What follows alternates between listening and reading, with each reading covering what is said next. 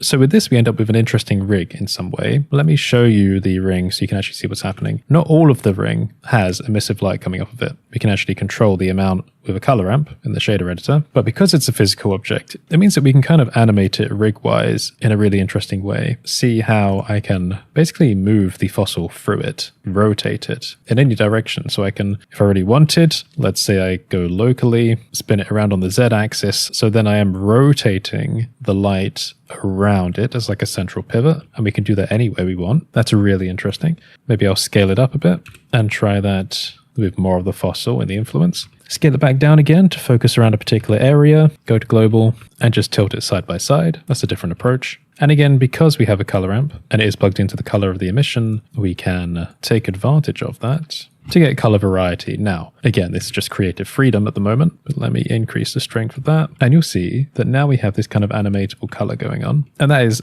stylistically quite interesting. Maybe I will parent the jaw to the head, parent the light to the head, and from here, we can rotate the head and look around with this new almost saved lighting preset in a way. It's not really a preset, we've just kind of more locked the lighting to the object. Now maybe let's recombine things. Let's add a bit more lighting from Studio Cage 9 again, and now we have something very complex and again obviously quite difficult to achieve with regular lamp objects alone. I think that's really quite interesting. I've used different methods in the past of trying to get color variations like this, especially when doing the geometry proximity method a little while ago, but this is also quite cool.